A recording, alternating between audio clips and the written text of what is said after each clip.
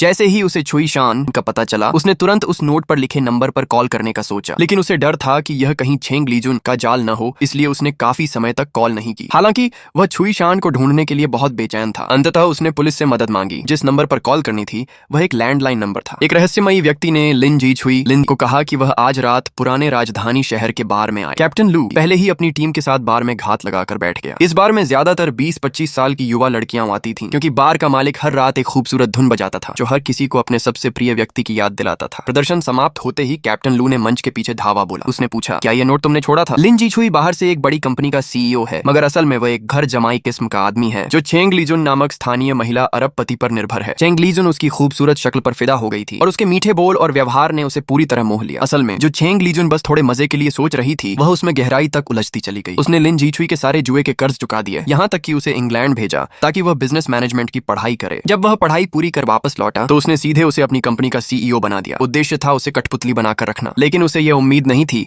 कि लिन जी छुई बहुत चतुर, मीठा बोलने वाला और लोगों को अपनी ओर खींचने वाला निकलेगा। वह कंपनी के सभी कर्मचारियों से घुल मिल गया, यहाँ तक कि कई ग्राहक चेंग लीजुन को नजरअंदाज करके सीधे उसी से डील करने लगे। धीरे धीरे सभी मानने लगे कि कंपनी का भविष्य वही है। इससे चेंग लीजुन को खतरे का एहसास हुआ। उसने अपनी हाई सोसाइटी की महिला मित्रों के जरिए एक महिला यी बिन से संपर्क किया। यी बिन पैसों के लिए कुछ भी कर सकती थी। चेंग लीजुन ने उसे लिन जी छुई को फंसाने के लिए कहा। यी बिन ने जवाब दिया, अगर आप चाहती हैं कि मैं उसके साथ कुछ करूं तो थोड़ा मुश्किल है, क्योंकि मैं उसके टाइप की नहीं हूं। चेंग लीजुन ने पूछा, तो उसे किस तरह की लड़कियां पसंद हैं? यी बिन बोली, या तो आप जैसी करियर वाली महिलाएं या फिर भोली भाली मासूम लड़कियां। क्योंकि यी बिन खुद उसकी पसंद की नहीं थी तो उसने एक भोली भाली लड़की तलाश की जो थी एक बैले डांसर छुई शान। चेंग लीजुन अपने पति लिन जी छुई को लेकर उसके परफॉर्मेंस में गई। जैसे ही उसने छुई शान को देखा वह उसकी आकर्षण में फंस गया। चेंग लीजुन तुरंत समझ गई और यी बिन को एक शराब पार्टी का आयोजन करने को कहा ताकि दोनों की मुलाकात हो। जब दोनों मिले तो बातचीत में ही आकर्षण हो गया। एक दूसरे के प्रति दोनों में दिलचस्पी पैदा हो गई। चेंग लीजुन ने जानबूझकर कहा कि वह बिजनेस ट्रिप पर जा रही है। असल में यह सब एक मौका देने के लिए था। लिन जी छुई ने भी इस मौके का फायदा उठाया और छुई शान के साथ संबंध बना लिए। यी बिन ने यह सब छिपकर रिकॉर्ड कर लिया। बाद में छुई शान ने कहा, अभी अभी मैंने एक स्टूडियो किराए पर लिया है, थोड़े पैसे कम है। लिन जी छुई बोला, अगर पैसे चाहिए हो तो सीधा कहो, हमें पैसों की बात में वक्त बर्बाद नहीं करना चाहिए, तुम बस निश्चिंत रहो।